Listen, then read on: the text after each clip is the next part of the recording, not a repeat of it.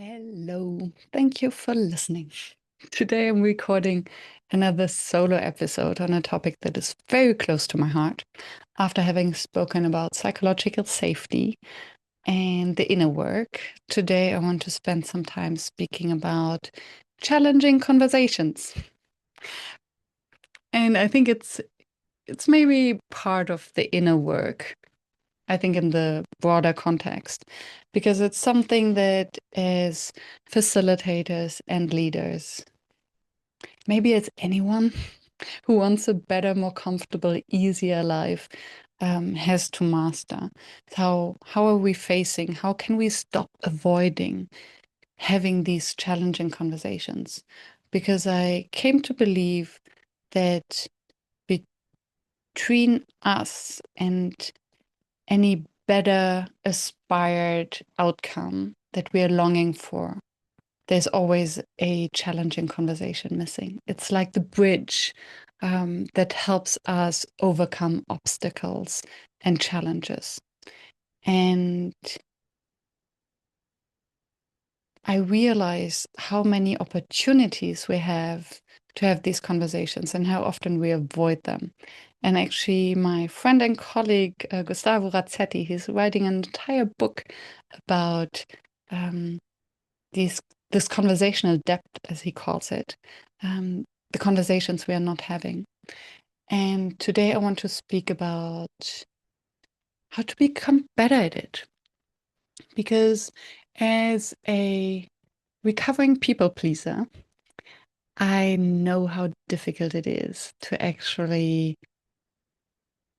open up and take the first step and say whatever there is to say to the other person, to share what's going on with me, and to listen to the other person with curiosity so that we can find a solution to whatever challenge there is. And I'll be very transparent and very honest with you that, and maybe you listened to the podcast a few weeks ago with Jason about the inner child. When I feel frustrated, I very quickly go into the space of, I don't need you anyway.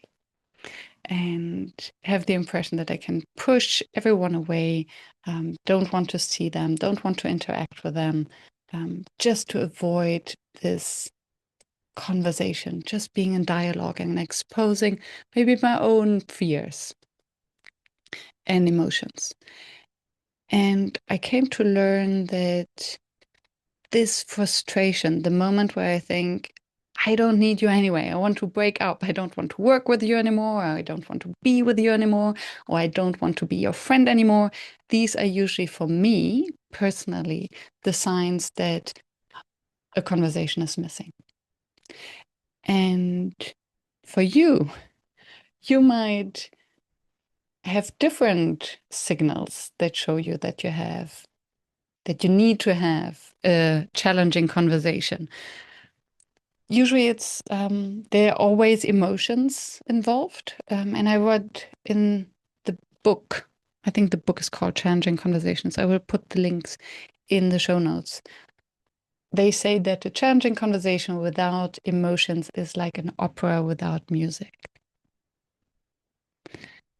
So emotions are an integral part of it because they signal us that we care. It's basically our body screaming at us that there is something that needs our attention. And these emotions are usually frustration or anger, can be sadness, can be also a freeze, a total overwhelm, which is also a stress response, because we're scared. Something might happen. We might fear rejection, judgment, all of these things.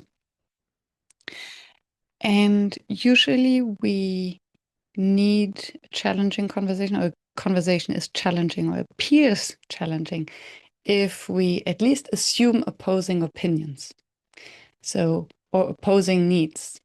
There's something that we hold on to, an assumption and desire, a need, and the other person is in our way to get that. this is why feedback conversations very often are challenging. We want someone to change, we want someone to adjust their behavior. Money conversations are challenging. Negotiating a price or asking for quicker payment or to be paid at all. In the context of a workshop, a challenging conversation could be with a participant who's behaving in a way that is not aligned with our agreements or with our norms. So we might want to take them aside to have a word or two in order to align. So in this episode, I want to normalize the context of challenging conversation and especially the emotions around it. Speaking a little bit about why we are avoiding them and what the cost is of avoiding them. And on the other hand, what's waiting on the other side? What if we stopped avoiding them? Because my promise is that getting better at these conversations is like going to the gym. It's building a muscle. I've been a people pleaser for most of my life, avoiding difficult conversations, pushing people away. And I'm now more and more leaning in. And almost on a daily basis, I experience the benefits of having these. Setting boundaries is another difficult conversation. Saying no when our body screams no. But our mind says we need to say yes because maybe we might miss out an opportunity or we might be dismissed or lose a friend or whatsoever, lose a follower. So the positive outcomes of having challenging conversations and growing this muscle.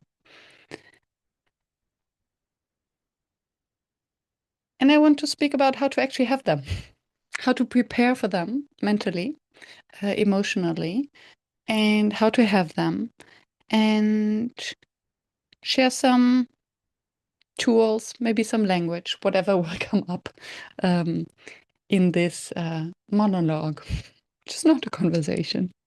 But if this resonates, please feel free to reach out and share with me what came up for you while listening to that.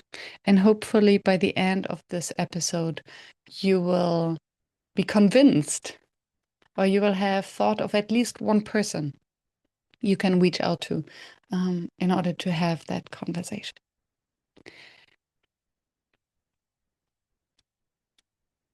Why should we have them? Why must we have them? Because there's no alternative. It's like a bridge between our current state and where we might have a challenge, where we're hesitating, where we cannot move forward, where we cannot progress, and this potential better future.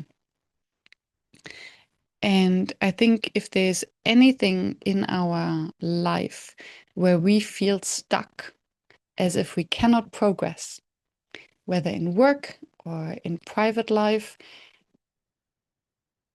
I believe that there's always a challenging conversation missing. That once we have it, it opens the doors and frees the energy so that we can progress. The thing is that ignoring the emotions or ignoring it will not make it go away. Usually it either will then slowly kill the relationship if we don't have that conversation, or it will explode. If we suck it up once too many times, then the slightest thing happens and we're like an erupting volcano. So we don't want that. And so in order to have the necessary conversation, in order to solve it, I came to the insight that it starts with realizing that we have an unfulfilled need. So, for instance, just today, I had a scheduled call with my coach and I realized that I was frustrated.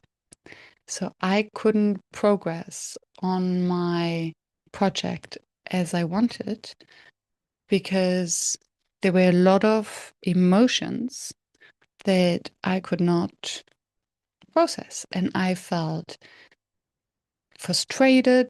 I felt not heard. I was doubting the entire collaboration. And I could observe my shield of protection going up. Like, I don't need you anyway. Why are we doing this? Um, in my mind, I already stopped all of that project because I didn't see it going anywhere. And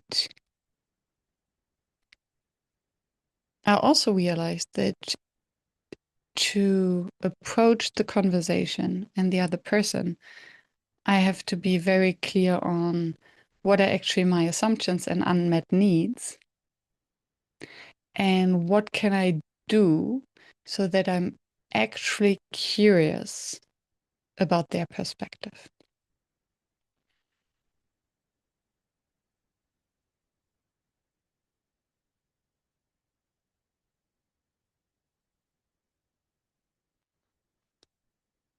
Because every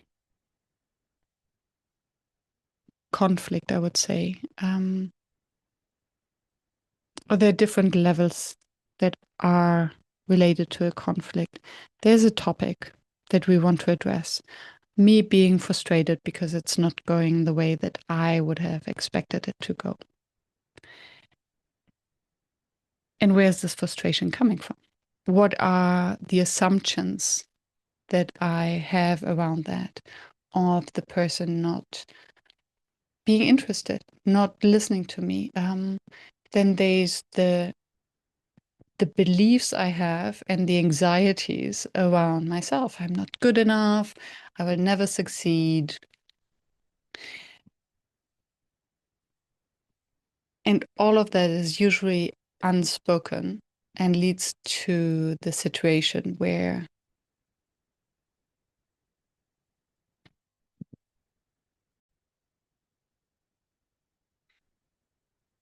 so before I can engage in that challenging conversation, I first have to prepare myself in a way that I am very clear of what are my assumptions and my beliefs and what are actually facts. And what are all the stories and maybe past experiences that are somehow coming into the context and fueling my own story, although the other person might not be aware of it. So, what are my assumptions about their behavior, on why they're acting the way they're acting? Do I build a story that they don't respect me, that they don't understand me, that they don't want to support me? What is my interpretation of their reactions? Why are they not listening? Why they're behaving in a way and not in another? And what are actually the facts? So, what are the behaviors that I could take a picture of or record that any neutral observer would testify that they are real? So, if someone doesn't reply to an email, that's a fact, there's no reply. Me interpreting something into the words they're using, that's my interpretation. Someone who is, if I believe they don't respect me or a behavior was disrespectful, then I have to ask myself, what is it that they did that I interpret as disrespectful? So if someone doesn't reply to my email, that's a fact. Why they're not replying is usually our interpretation. And that's where we get mixed up. So when we enter a conversation and confront a person with our interpretations, our judgments, or evaluation of their behavior that are not facts, with our interpretations, this is usually where it goes sideways. And then it becomes very difficult. So for me, the very first step for having a challenging conversation that will lead to a positive outcome is admitting to myself that I am the issue and not the other one. Because unless we deal with psychopath, and I hope that none of us does, other people don't find fulfillment for being in our way. It's not that they want to be the disturbers in a meeting. It's not that they want to be the team member who doesn't put in the effort. They don't want to be the difficult ones. It's us who have an expectation or an idea of how reality should be, and somehow it is not met. And it was actually Bo Lotto's book, Deviate, that opened my eyes to the fact how little our realities actually match. Even if we're in the same situations, we're in the same conversation, what we hear, what we perceive, how we interpret it are inherently different because we focus on what we care for, what's important for us. That's our confirmation bias. Our brain automatically looks for everything that confirms our existing beliefs. And if two people meet, that's what two different brains do. And the likelihood that will be aligned is close to zero. So I'm actually surprised that we don't have more conflicts on a daily level because we're basically all living in our different realities. I will put Bo Lotto's book also in the show notes because it's such a must read. Anyway, what I am saying is the frustration we feel with another person always starts with us. And we will never be able to change anyone. We'll never be able to force anyone to change or to do things how we want them to be done or to see the world through our eyes. It's impossible. And I think to acknowledge that we feel frustrated because our unmet needs and desires is the first step to find compassion to ourselves and then to be open to actually listen to the other person.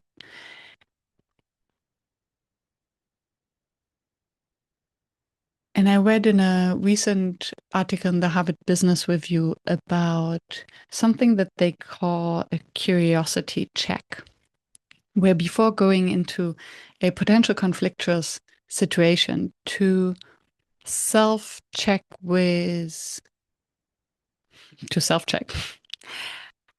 how curious are we about the other person? Are we already dismissing them and not even open to their perspective? Or do we have genuine interest and can listen and see potential for learning and maybe being ready to wonder or to see how we could be wrong?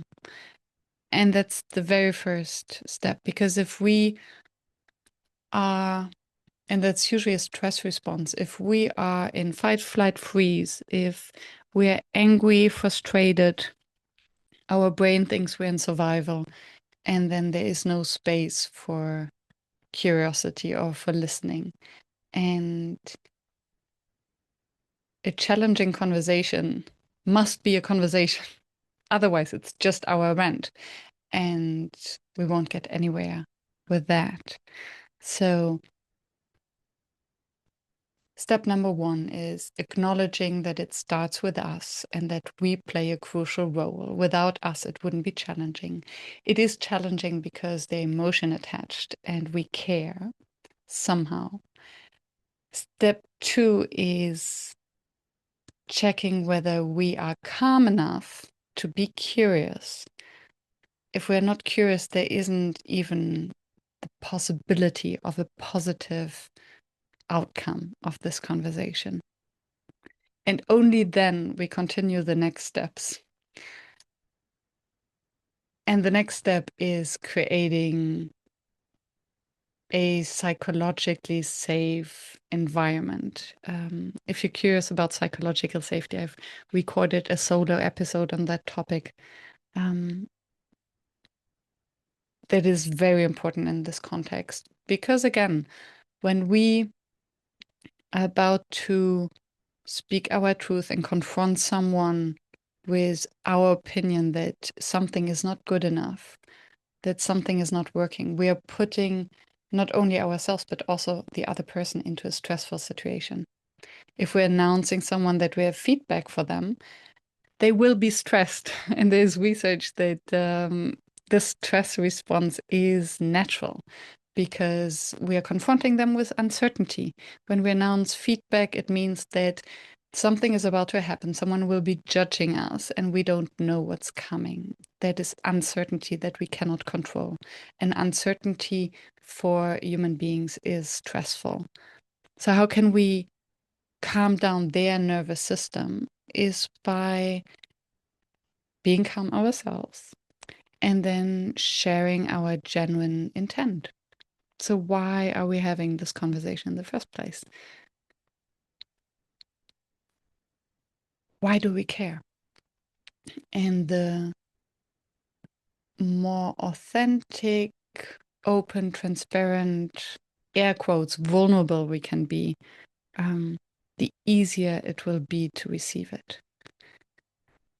So, sharing that we care for the relationship is usually a good place to start if we do care. If we don't care, maybe we shouldn't have the conversation in the first place. What is the impact on us? If we're not speaking about the impact on us, and that's a part of the SBI model, the situation behavior impact model, that is, I think, well known for feedback conversations, and we can use it for any kinds of conversations. What are we talking about? What's the situation? Why are we addressing it? What is their behavior that we're noticing that we want to address? And remember, this is behavior, not our interpretation of their behavior. And then what is the impact on us? Either our feelings, emotions, or our work, or our context. If we're not speaking about how it affects us, then it will be a conversation that will remain on the meta level.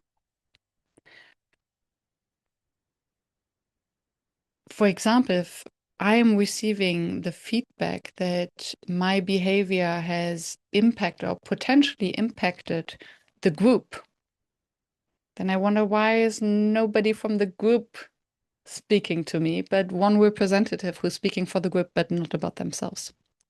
So if I want my feedback or my perspective to land, I have to speak about myself. So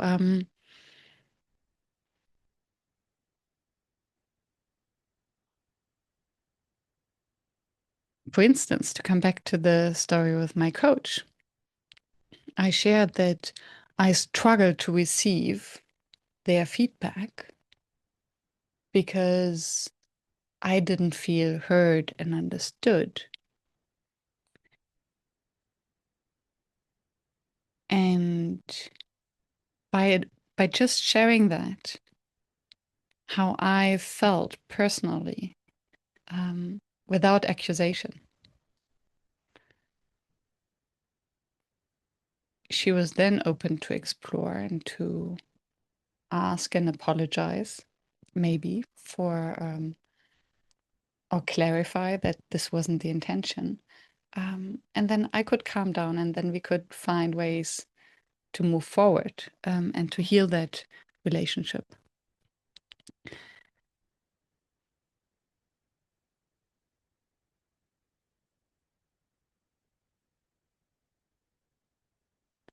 And in order to heal a relationship, and I wonder whether every challenging conversation actually already has a wound, and maybe not.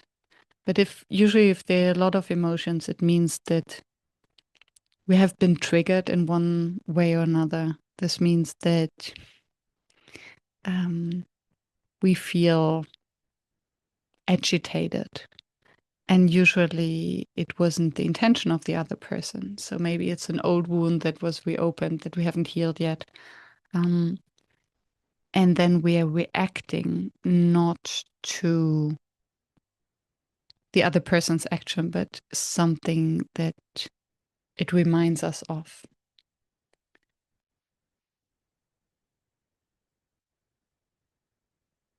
And we have to speak to that. No, let me say that again.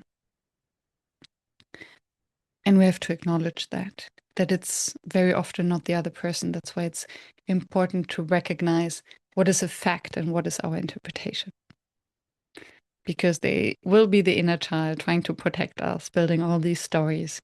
And usually that's not true.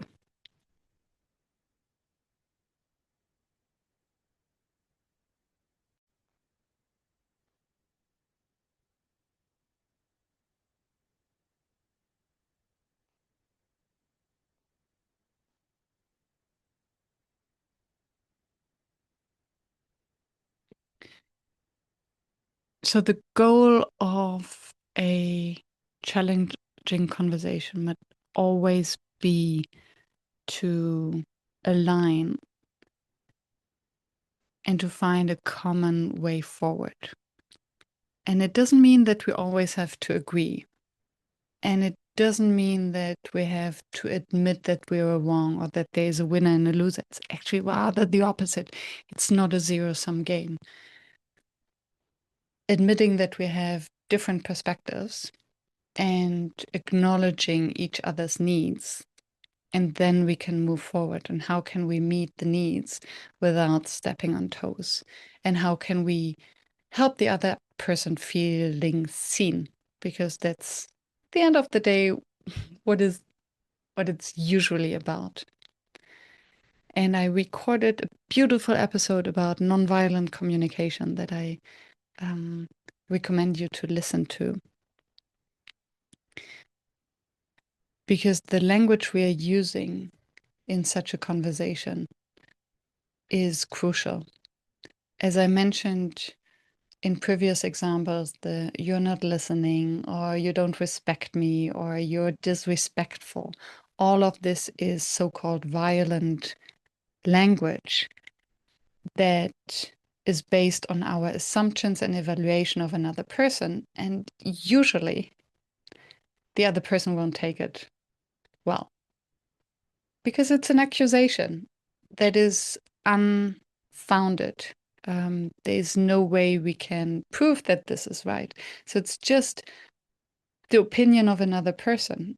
And then we become defensive or angry, of course, because we don't see it. And if we're not asked to, for our perspective, then it's one perspective against the other.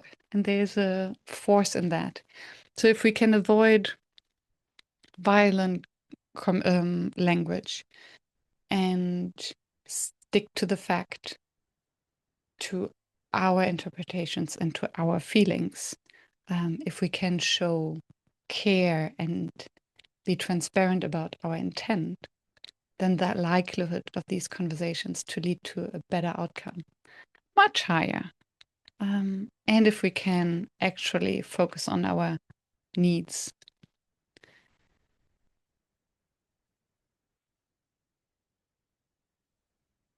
And a curiosity that I have and that I couldn't answer by now is why are we actually so afraid of these difficult conversations? What is at stake? And I think we do fear the judgment and loss of face and status as soon as we admit that we are human. And at the same time, I think it's the most disarmoring if we have the courage to show our vulnerability towards another person. And that vulnerability doesn't mean that we are crying tears or that we are sharing all of our emotional baggage with someone. The vulnerability that I mean and refer to here is the courage to saying, I care for this relationship. I am afraid that I will lose my job, or I do care about my career and I would like to get the promotion. So there was an example of a colleague bypassing their manager and the manager getting angry because why didn't they speak to me directly? Why are they bypassing me? The interpretation is they don't trust me, or they don't respect me, or they want my job. They want to get all the praise from the manager directly. So, how can we confront such a situation in a way that might lead to a better outcome? First of all, is are we curious enough about this other person? If they would want our job, how would we react? And what are we afraid of? And can we create a space for them that is safe enough for them to potentially admit it? Because maybe they didn't do it on purpose. Maybe they were in a rush, they were impatient, and I thought, you are the person is overworked anyway, so why bother them? I go directly to their manager. Best intentions. And then this conversation can be very quickly resolved. If there is indeed a struggle around career intentions and speaking behind one's back, the question is, how can they find a shared way forward? So, yes, you want a career. Maybe potentially you want my job. Does it mean that we have to fight against each other? Or how can we support each other so that we both get a career? So, how can we turn a zero-sum game into a mutually beneficial game? And the moment someone can actually admit that, then suddenly you have opportunities to speak about that. Otherwise, unless it's outspoken, it will cost energy that will drain us every day. We will avoid seeing each other, we'll avoid eye contact. Every action we observe will be suspicious. And the very same thing is true in friendships. How many friends do we have where we avoid certain topics, maybe because we fear their reaction, their judgment? We don't know how to approach it. We have different opinion. How many air quotes friends do we have that we avoid full stop? So we're trying not to meet them because there's an unresolved issue. And what would happen if we actually address it? And I think I mentioned it already in the podcast that I did have a friend and we are still good friends. And I told them once that I was pretending that I was busy, but I wasn't. I was annoyed because every time I said something, I had the impression that they would correct me and teach me and educate me. So I didn't feel excited about speaking with them anymore. And I shared that. And it felt dangerous. And they weren't aware. So they apologized and asked me how they could, what it was that triggered me and how we could avoid that in the future. And I think these are the conversations that do bring us on the next level. How can we have these difficult conversations while they are just emotionally difficult and not yet charged with a real conflict?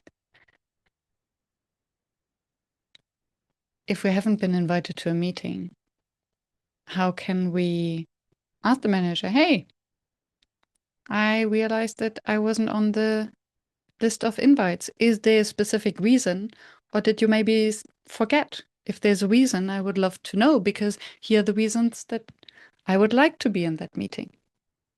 And suddenly we can talk about it. And I heard of managers who forgot to invite team members by accident. And they tried to overplay it, ignore it, and they didn't speak about it.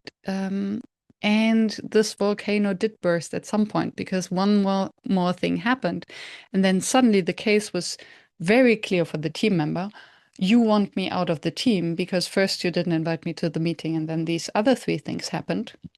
Where for the manager, it was just a sequence of very unintended circumstances or unrelated incidents. So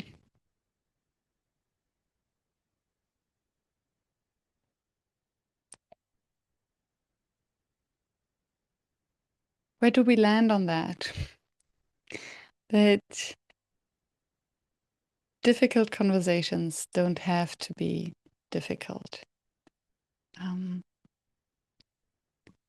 And we can make them easier by first acknowledging our emotions around that, and all the load.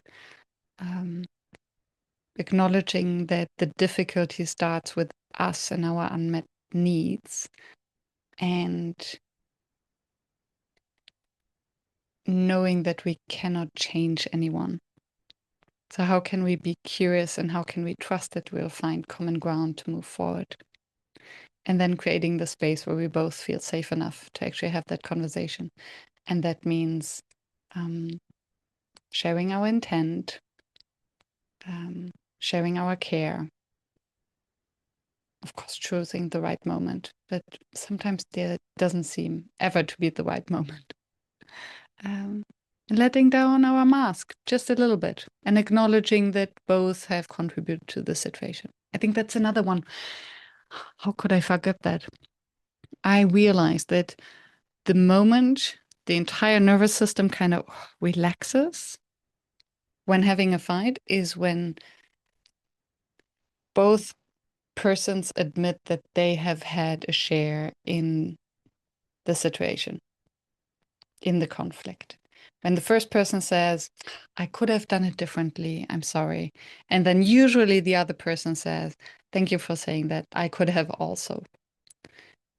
And then suddenly both feel heard, feel seen, the nervous system relaxes, they're out of the fight, flight, freeze, they can recreate curiosity for each other, they can see everything that is fueling negative emotions into the conversation, and then find a way forward and agree on the next steps.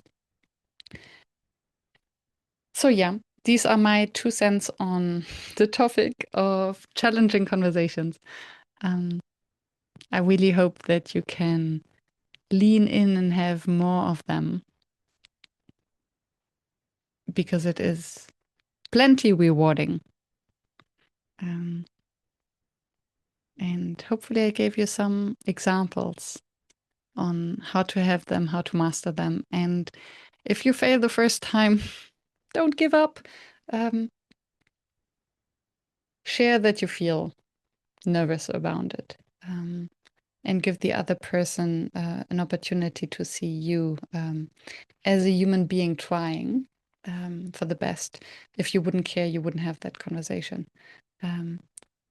And I think the same can be around, and this will be my final point, promise, around boundaries.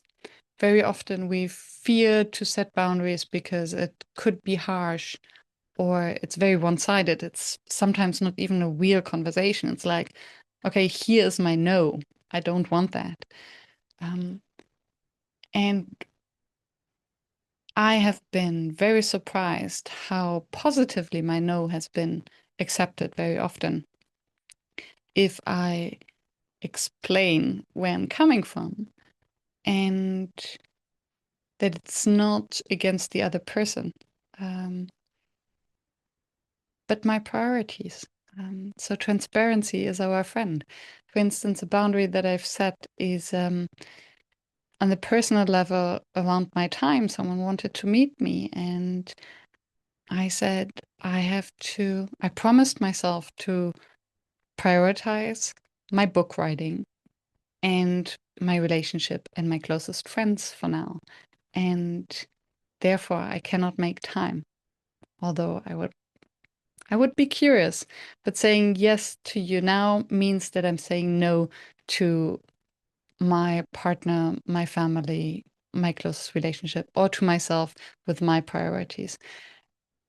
And then the person understands and was actually grateful for me modeling how to set boundaries around time. Another boundary would be how much I would how much of my time I'm giving to a client if they want more, saying that we have agreed on these terms and that's what it's included. So I appreciate that they would like to have more calls and more time with me. And I trust that they understand that I would have to bill separately for that. Everyone understands that. What they don't understand and what fuels this or could potentially fuel this conversation is me thinking they don't respect my time, they don't respect my no, they want to, I'm already giving so much. I've already given them a discount. I'm already treating them differently than other clients. And now, on top of that, they also want that. All of that is our story. And I would bet in 99% of the cases, the client doesn't know about their special treatment, the extra discount, their special status. This is our story. And if we communicate very clearly that these are our rules, this is how we play it, then everyone is very okay with accepting that. And if they are not, it's not our problem. Then it's maybe their issues on being rejected or their story they're building around us. And that's something in general to feel more comfortable with, to let others judge us. It's their judgment. It has nothing to do with our identity. And I think it's Mel Robbins who just published a book on the title, Let Them. Let them do that. And us not being, and let me do it. Let me do it my way and let them judge me. I think that's in general a very wise mantra. And that's it. Thank you for listening.